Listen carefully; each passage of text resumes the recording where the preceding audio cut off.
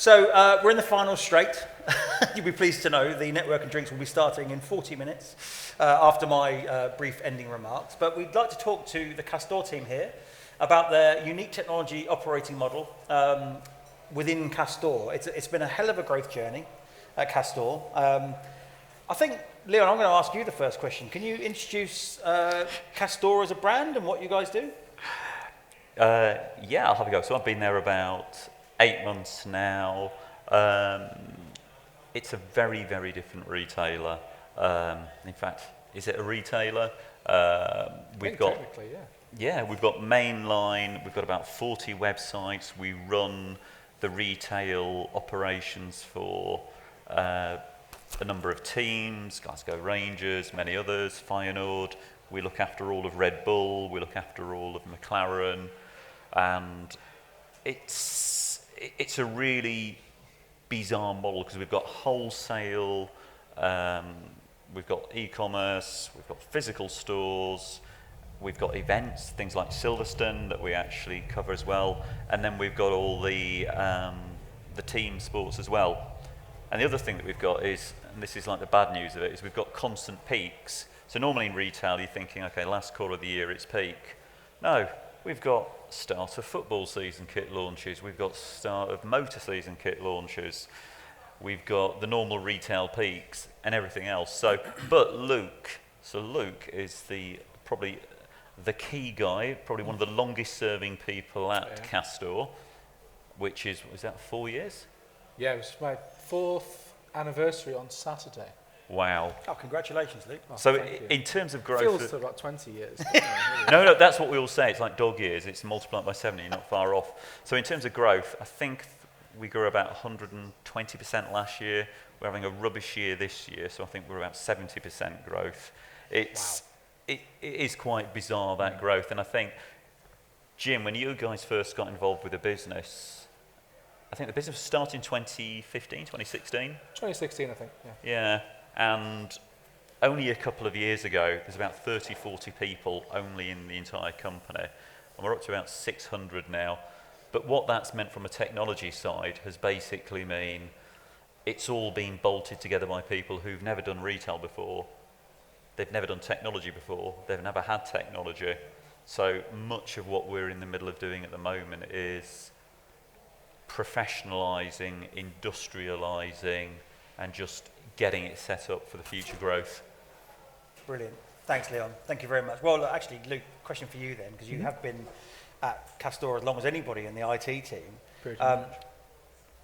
What is the stack, and how did you choose that? And how, obviously the Patchworks are involved in the integration side of it, but how have you got the stack in a place where you can go out and do like a Feyenoord shirt launch?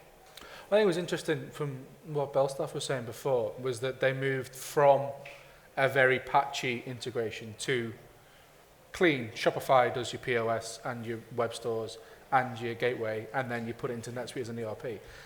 I can't claim credit for that, because that was in place just as I started. We were just finishing touches on NetSuite. Got it. So I think one of the things that they've always been very ambitious, so they knew that they wanted to have a really scalable solution. So, I mean, Shopify made sense. You know, we've got however many, 29, 30 different instances of Shopify. And the way that system works is it allows you to really easily spool up new sites. If you've got a new teamwear partner, you can get that ready in a couple of weeks.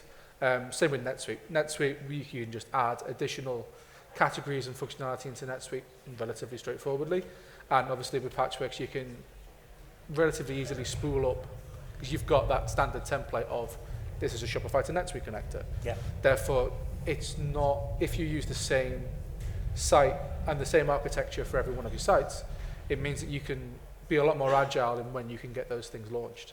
And that's one of the things that sort of really powered our growth, is we've been able to take on opportunities that would take other companies 6 months. But because we've got that scalable architecture in place, we can do it a lot faster. Brilliant, brilliant. And are you able to add in new capabilities, like kind of drop shipping and 3PL, stuff like that? Yeah, so I mean, that's, again, as part of that, I think partnerships, as we've added more and more partnerships, so I think the motorsport guys in particular are very keen on dropship. Right. You know, if you look at their jackets, you know, they've got lots and lots of sponsors. So they want to have all of those onboarded really easily. And with NetSuite, we have that standard model that we can drop stuff in relatively easily. It's not, you know, it's not been easy. I think, you know, we tend to have to operate quickly and with speed. So a lot of it is getting to a minimum viable product and then tidying up afterwards. But yeah, I think as Leon mentioned, part of what we're doing now is, you know, we've built that infrastructure really fast. It might not be fit for purpose at this moment because obviously things are changing all the time. So we're now going through that process of rebuilding a lot of those interfaces on the new Patchworks systems and sort of again professionalizing it, making sure that everything is fit for purpose as it is now. Got it. That's great. So one more question probably for you, Luke, but actually Martin, Leon, feel free to weigh in. It's always fascinated me as a business, Castore, right? So because effectively, like you said, you're pitching to run the retail and the kitting for a team potentially, as well as having your own kind of, you know, high luxury brand ultimately for gym wear. So how long does it normally take you to get a new site live? You know, I'll ask the question, Leon. And how long do your sales guys tell people it's going to take? That varies. I think we once had, I think it was about 2 days before Christmas, FC20, who's the football team in the Eredivisie. Yeah, I remember them beating Southampton once, so that's fine. Well, you remember a few teams doing that, to be fair. But yeah, so their kit manufacturer folded. Okay. So they literally came to us like a week before Christmas and said, we need a kit manufacturer and we need someone to run our retail store in the second week of January. Yeah. So wow. Those initial discussions around contract happen the end of December, and because we've got that infrastructure in place, we are able to get that site. We started running that site 3 weeks after the initial contract was made. So, I mean, that's how fast we can do it. Obviously, that's not ideal because it made for a very stressful Christmas period, but we tend to, you know, it varies. Sometimes, particularly with bigger clubs, the contract discussions will be longer. Yeah. You'll get sort of more of an idea, but sometimes, you know, with the smaller partners, it can be very fast. And that, again, is the benefit of having that flexible solution is we can kind of bend the rules a bit and, you know, make sure that something goes in as quickly as we can. Brilliant, brilliant. And Castore's done a great job of picking winners, right? Bayer Leverkusen last year, Red Bull F1, possibly McLaren this year. Leon hopes so, with a dark trace in the background. Architectural principles then. I mean, it's a very techie conference this, not surprisingly. We're talking about integration a lot. Is it fair to say it's you know, don't build, buy and integrate at Castore? It's, yes, in essence, because that's what they're, but I think, so interesting, this is a good time, I think, for Martin. So Martin's the most recent of us. So Martin, how long have you been on board? It's week 6. Week 6, yeah. Which is... It probably doesn't feel like that. And very much part of that professionalisation is Martin working with Luke to sort it out. So Martin, what are our architectural principles, mate? It's interesting. So this brings in why Patchworks has had, you know, the journey Patchworks has been on with Castore and similar growth stories. Yeah.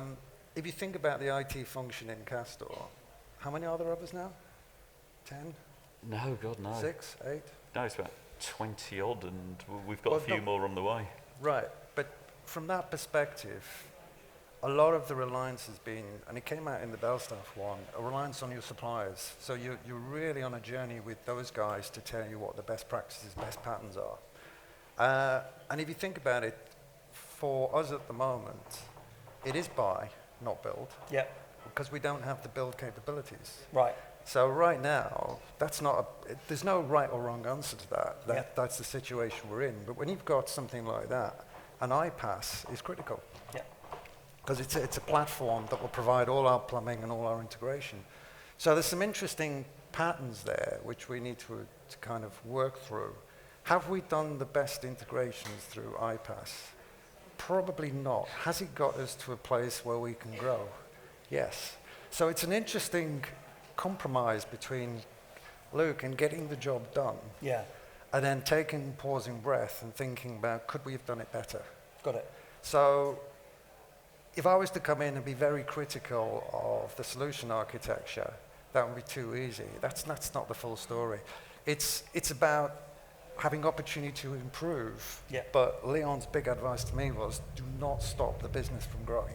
Yeah, got it. Yeah, so those transformations, we're going to continue to grow, and it's finding the right opportunities to do the right level of change. And within that, there'll be a lot of tactical maneuvering.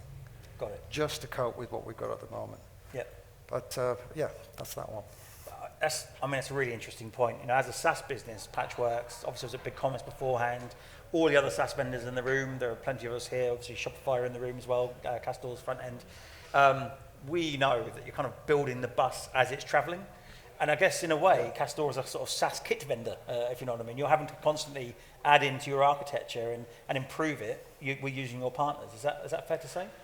I think it is fair to say, and one of the interesting bits is if you position, so Patchworks, and if you look at Shopify, their growth market is around providing connectors. So you're inviting other suppliers to build on your platforms and open those gateways.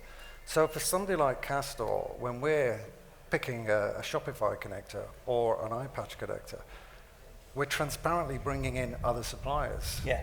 And from an IT security perspective, it's like the due diligence, you've got to think about that. It's not like just taking an out-of-box connector. And we discovered last week that in choosing an out-of-the-box connector, I'd suddenly introduced another SaaS platform without even knowing about it, because it's not just the connector, it's what it's connecting to. Of course. So it's a very interesting model that we've got and how we work. And I think governance is a dirty word in IT. If you want a lot of fast-growing businesses, it was certainly not a word that they like to boohoo. But actually, our job is to provide a little bit of governance around that, just to make sure we're making the right decisions. It's a maturity thing. It is a maturity thing, and that's it. And so it's really around recognizing where we are and Castore becoming a household name, and then making sure that we're matured enough so that we don't kind of drop a big clanger, if you like. Yeah, absolutely. Yeah, it's everyone's fear, dropping the big clangers, without a doubt, and that's what we have support teams for, and all the scalable infrastructure and everything else.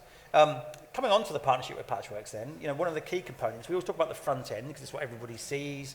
You know, it's where I had a conversation at a conference yesterday and someone was raving about, you know, the kind of sneaker experience on Unrunning as an example. But actually, a lot of it's down to the back end as well. So NetSuite customer, using NetSuite in your ERP, is it a single NetSuite for everybody, or do you have a way, Luke, I'm probably talking to you about this one, to demarcate that across all your different brands? No, so we have one instance that manages everything. Yeah. I mean, we're currently sort of building out the different subsidiary aspects to it. So obviously as the international market grows, we're getting different teams in different countries. We obviously need to do that from a financial business perspective. But yeah, it all sits on one NetSuite platform. And to be fair, it helps with that because, again, as we were talking about standardization of data earlier, it just means that everything is in one place. Yeah. So one of the reasons, again, why it's easier for us to onboard than it would be for other people is that we follow those same basic principles, whether it's a Champions League team in the Netherlands or whether it's a League Two team or if it's Southampton, which I'm sure you'd love. Talking about League Two teams thing? Soon.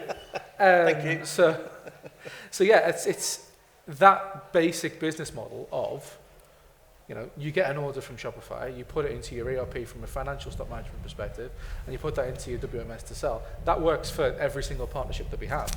So having that consistent NetSuite experience for all of those partners is key for us. Got it.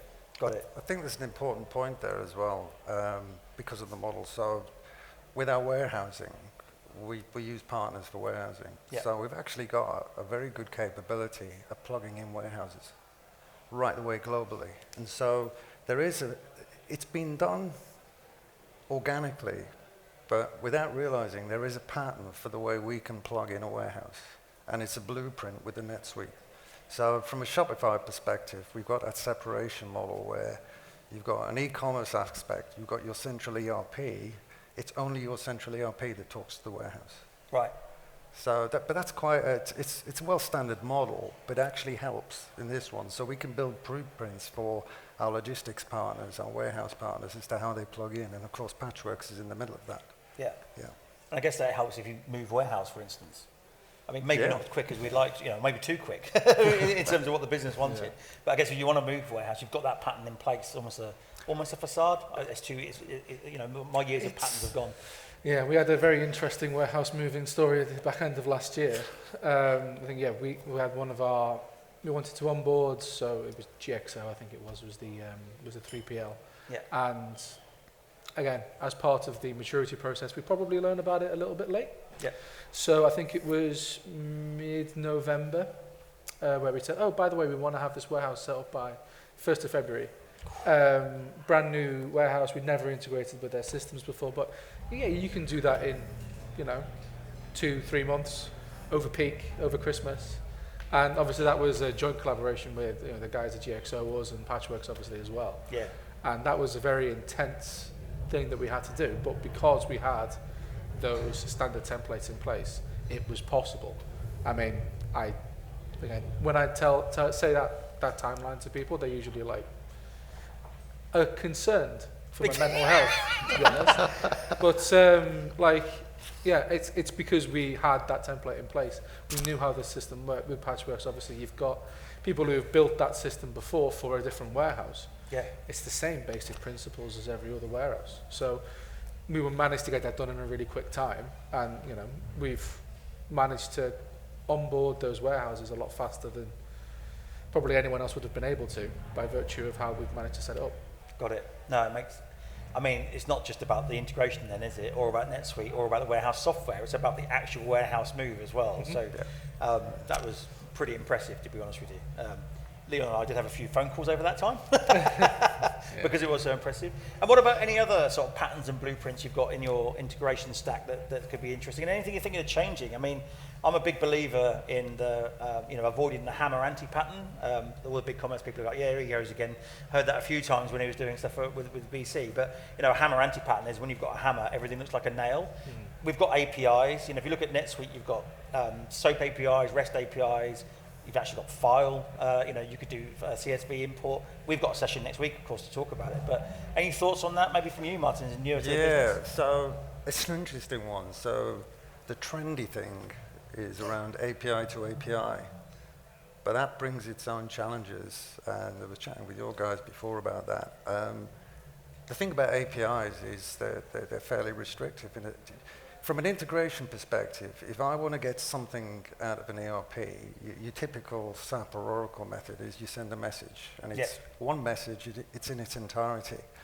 As soon as you start talking about APIs, good things, bad things, it might probably cost me 5 or 6 API calls to get the complete message I want to publish to downstream systems. So that adds complexity to my connectors. And it's interesting, we've seen this where if you've got rate flows between SaaSes, suddenly you're building up contention and you're building up the number of API calls. There's no right or wrong answer, but it's just recognizing that when you go down that route, you have to deal with those complexities. It's not to say you don't use them, you just got to recognize how best to use them. Now, there's a classic one we've got where I suspect we've probably done the wrong pattern. Because of the way warehouses work, we've got an API-based thing, but the granularity and volume of, say, goods movements out of the warehouse is so high, perhaps, I'm not saying right or wrong, it's better to do it batch. Yeah. So, but it's interesting. That's the problem space. And of course, with the iPaaS and Patchworks, you're providing flexibility, and that can lead to complexity. Yeah. So, do you know, that's a really interesting point. I was talking about that earlier on in one of the breaks with somebody. One of the issues of giving so much control over integration or over anything in SaaS, right? It could be bringing in a different product at a different layer of the architecture, if you know what I mean, is that suddenly you've got all those extra possibilities. So where you think you're solving one problem, you've suddenly got 5 more to a certain extent because the business go, oh, you can do this now. Oh, you could just change that field or you could add that in. I guess that's one of the questions for the IT team. Part of the maturity curve and not one that we've written down, by the way, I've just thought of it on the phone, is how do you manage those business requests into the IT team? Because, again, I'll imagine the business team go out and see a fancy new app, or they go and see something new. Obviously, they have to come and talk to you about it and make sure it fits in. But is that something you're having to introduce, probably for yourself, Leon, more than anything else? Yeah, it's with the background of the business, because they haven't had a technology team and they've been successful, growing a business really quickly. There is a pride in that entrepreneurial spirit, which is great, and that's really positive. The problem is, though, is as businesses get bigger, you do need to just work in a different way. So if I go back to the earlier days of the business, Lou, when, how do I call it? If you screw up your distribution in some way, there was the option to just get a load of transit vans around, throw stock in the back of it, and you got limited stock, so you know what to do, and you drive it round. When, however, you've got 20,000 pickable SKUs and you've got mountains of stock coming into your DC, suddenly you have to behave in a different way. And it's a founder-led business, and founder-led businesses always have that culture anyway of just move fast. So it's a balancing act, and Martin was right. So he's right when I joined. I said our balancing act is we can't afford to stop growth, and don't want to stop growth anyway. You know, nobody wants to be the Mr. Process and block everything, and you know, here's a big governance forum. But that's the balancing act, and the way to do that, I've got to be honest with you, is just get involved in end-to-end processes. So my advice to anybody from a technology side is you can't just be a technology team. You have to know the business processes at least as well as the business. You've got to understand the data at least as well as the business. And in fact, I would argue better than the business, because that's the thing. With your purview of technology, you literally see across the entire business end to end. So the way that you have those conversations isn't, well, you didn't give me 10 days to look at X, Y, Z, so I can't do it. You actually go, well, look, this is the end-to-end process. If we don't do this here, this is what's going to happen, or this is the risk of what's happening. Yeah. So I think the answer to that is you have to change the business. You have to be incredibly strong, but you have to earn that by knowing your stuff, basically. Yeah. That's experience thing, isn't it? That's what you can sort of bring into a business ultimately. Okay, well, I want to leave some time for questions and answers. We've got about 15 minutes to go. By the way, I'm not bidding on something on eBay. I'm using my phone for the questions. I just want to point that out. It's probably obvious, but there we go. So, you know, moving on to kind of like democratization and commoditization. We've talked about it today. You know, it's easy for someone to start a SaaS e-commerce store now and then grow it into something big as it's ever been from that side of it. They all come with apps and other bits and pieces. The interesting thing is it kind of enables and empowers the business to have ideas that then come and talk to the IT team about. But what can you see in the immediate future for Castore, do you think? You know, we talked about social shopping today. We're talking about in-store experiences. You know, what's coming down the line that you think is going to impact us, bluntly, but you know, make sure, you know, drive the growth in the brand? I think we should all have a little go at that one. Come on, it's a subjective view. Castore's got, Leon alluded to it, it's got some quite interesting, diverse operating models for different parts of the business. The one that fascinates me is the idea. So if you look at some of the big contracts we've got, actually they're not necessarily the most important. So some of the direction we're going in around supplying teams. Now a team could be a Premiership football team, or it could be the local school team, local town team. Yeah. And that providing them the experience, an equivalent model of a Premiership team with the branding, the uniqueness, the labeling, taking them on that journey. And then the operating model behind it is a lot of many, many tiny peaks for those groups of people. But actually, put it all together, that's a huge volume. Yeah. So it's being able to cope with that kind of diversity within those models. I did manage my son's football team for the last few years. They've given up now. They've all turned 18 and they're all, girls and cars basically, and pubs. But I came to Castore and said, could we get a team kit through Castore? And back in the day, I did work with the Football League and a company called Football Mitu that ran the kind of lower third of the UK football pyramid. That website, bearing in mind I was coming in from a kind of financial services e-commerce direction, had 78 million page visits a week. And it was being run on someone's server, written in Cold Fusion in his bedroom, basically. An ex-league referee had built it. So it was, it's amazing the kind of, like you say, the quantity of business that's probably in that. It's quite a big market. I mean, there's an example. I mean, we built the Castore teamwear is going to be the banner at which we sell those lower end teams. And I mean, we've literally had the launch today of, we've pushed that out to bulk to our first proper team. So it's Oxford Uni, who are... Oh, brilliant. Yeah, I mean, exactly. They're all really rich as well. They're all private school kids. So yeah. They've got loads of money they can spend it on, which is great. But they've only just started today because they're doing 8-week terms, I discovered. Exactly. So, but our Shopify guy had put a Shopify flow in place. So me and Aaron, our project manager at Patchworks, to say when we ever got an order. Because we were on hypercare for it's very soft launch for it. We had 1 or 2 orders a week. But we've just had about 500 emails into our thing today saying, this person's ordered a product ordered. So, I mean, that seems to be going really well. But, yeah, the universities, local football teams, I mean, we've recently acquired an embellishment house that we're using to run all that through. Okay. So it's it's a very interesting sort of new growth period for us. And, of course, personalised product, no return. There we go. Who doesn't love that in fashion retail? Am I admitting too much here up on stage? So I can say they're a tech provider.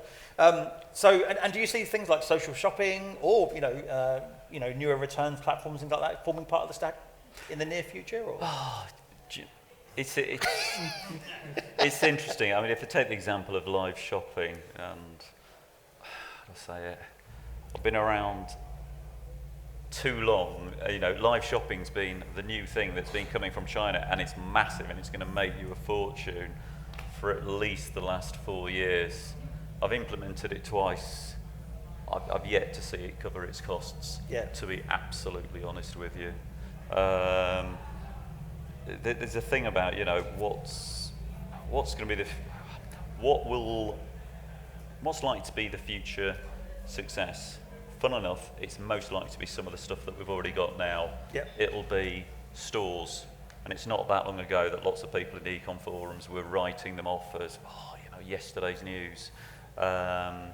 Physical retail is going to be more and more important. Ecom retail will be more and more important as it grows, and eventually we'll stop seeing it in that way. The embellishment that Luke brought out is an absolutely key thing. So that's a vertical integration investment that will give us the ability. Most of our stuff's made out in China, which, when you're dealing with brands and teams, gives you some really, really challenging issues, such as, the new, let's go FC20 kit, and then, a month before the start of the season, they sign a Ronaldo equivalent, and then suddenly you're going to need that name on the back of shirts, or they get a new sponsor, and that sponsor's going to have to go onto the shirt. So in our world, that speed to react needs to be incredibly fast, which is why we bought an embellishment company. But that embellishment company just gives us more and more options, which is how teamwear's come out of it. And that's a huge, it's that sort of very long tail of small organisations, but in their entirety are much, much bigger than perhaps some of the big clubs that we might have signed for us. And I think that's that other thing at Castore, which is what's going to make us grow more in the future. Bluntly, I don't know. And there's a part of that where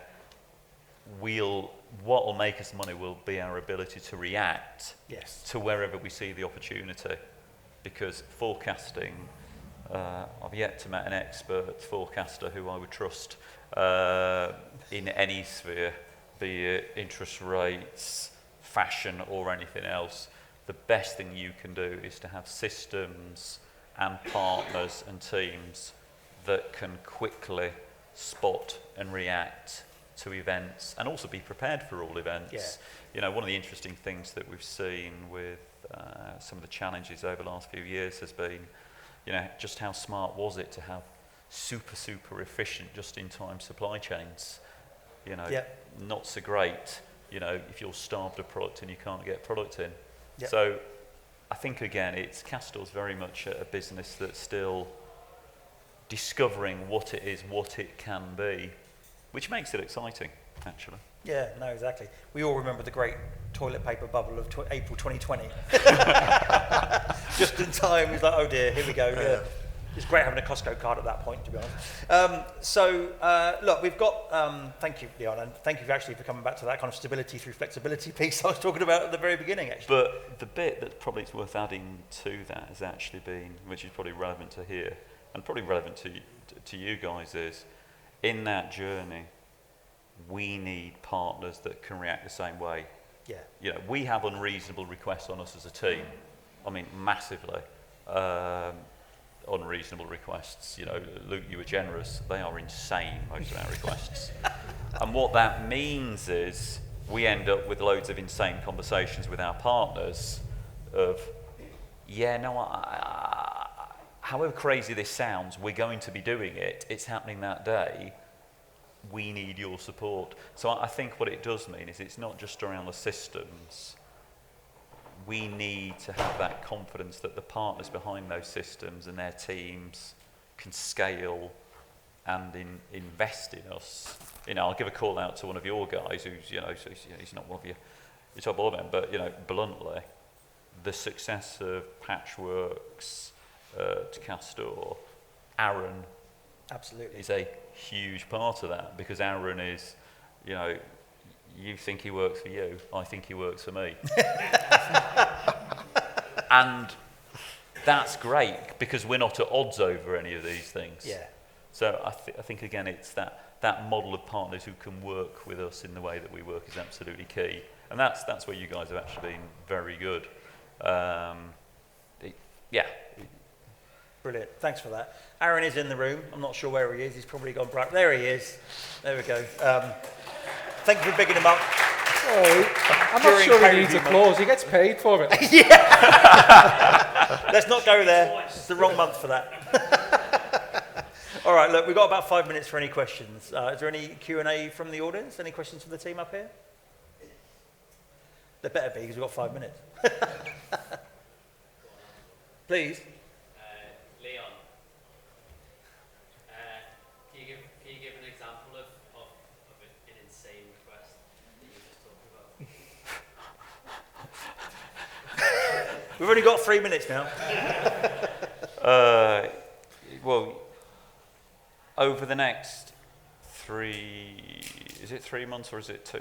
Guys, we are reconfiguring our entire supply chain over the next 2 or 3 months during peak. I mean, every single aspect of our supply chain is changing over the next 2 or 3 months. And then on top of that, I won't say the brand name, but apparently somebody's now signed a contract for us now to do dropship and a concession model with another organisation, and we want to get it in before, is it Black Friday they want it in? Yep. Aaron?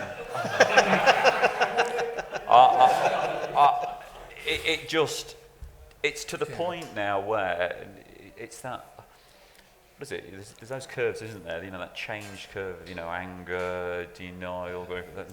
I'm at acceptance. You can't shock me anymore. You know, you can literally rock up to me in Castore and go, so I want you to do 20 sites by the end of next week, and we've signed a brand new partner. I'd be like, oh, okay. I remember I think we launched 8 Shopify instances in a week once. That wasn't fun. But I've been here 4 years, so Martin was, what, 6 weeks? So he's been going through that, and he's at that same peak where he's like, what is going on? And I'm like, well, it's normal. This is what everyone does, isn't it? But apparently not. So in answer, a little bit in answer to that one, but also coming back to a point you made about kind of commoditization. Yeah. One of the goals I've got to get to, especially with working with the business, is that we can actually, from a service perspective, an IT service perspective, is offer blueprints where we say, if I want to plug in a warehouse, it's going to cost 4 weeks, it's going to cost 5 weeks, and there'll be little nuances in there that push it out. If I want to plug in a logistics firm, it's going to cost, well, I'm going to say twice as what the time they've given us over the next month. But it's that kind of model where going on a journey, we need to be able to feed back as a service. That's what it's going to take. And often when you're working with the, especially in supply chain, they've already got these models and they're quoting ridiculously low numbers because they don't know that we're the complexity, not them, we're the complexity. Got it. So there's that balance, but that's where we, in terms of maturity, IT maturity, that's the way we're going to try and match that expectation in a way. But you're right, though, if you can go back to the business with those blueprints and sort of give them the toolkit to say that this is how long this thing takes, exactly, then no one gets missold to, using the word which is legally charged, which everyone hates. No, but I'll bet money Luke is out there going, you can show them whatever timescales this wants and it's not going to change anything. If you've promised the club that you're going to launch their new kit in 3 weeks' time, and they're playing their first pre-season friendly, doesn't really matter what you do. You've got to get it there. You've got to get there. Yeah. But at week 6, I'm allowed to be naive. Yeah. Yes. Yeah. I do remember Man United. They did 185 million in shirt sales when they signed Ronaldo. It was in their PLC accounts, or in their accounts. That's not quite PLC anymore. So if he signs for Preston North End as his final kind of gig back from Saudi Arabia, that could be an interesting one for Castore. Well, that was an interesting one with Newcastle. So, I mean, again, it's an example of sort of, I guess, luck, but good timing, was we signed the Newcastle contract to do their kit. Well, we started selling their kit about 2 months before they were bought out by the Saudis. So we signed the contract when they were owned by Mike Ashley, and, Martin's a Newcastle fan, so he'll tell you how much they all hated Mike Ashley. And obviously their retail side was neglected, and then immediately they go in, okay, we're going to sign £200 million worth of players in the summer. Right, we're going to have to make a lot more shirts then, aren't we? Because they're going to be buying a lot of them. Yeah. So, I mean, I think we had about 5,000 Bruno Guimaraes shirts. I mean, it's not quite Ronaldo level, but it was pretty close. Just to give you an idea on that one, I was chatting to the guys in the warehouse, and they're used to delivering cartons meeting demand. When they signed the Newcastle United contract, it was crates. Yeah.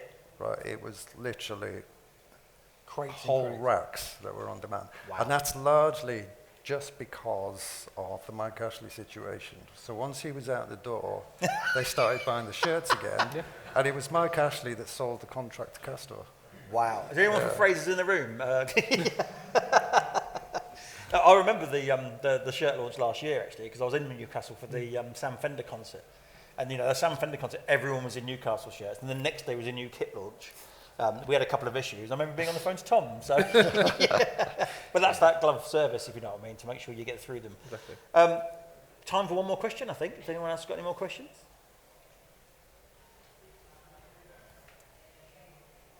Nobody else? Okay. Well, Castore is the last investment just about valued at about £1 billion, wasn't it? It was just under, I think. But if you round it up, it's £1 billion. So we're honoured to be working with you guys at Patchworks. And thank you so much for being on stage with us. To have one of Britain's few unicorns up on stage with us today is phenomenal. So if everyone could give a round of applause to the guys, that would be brilliant.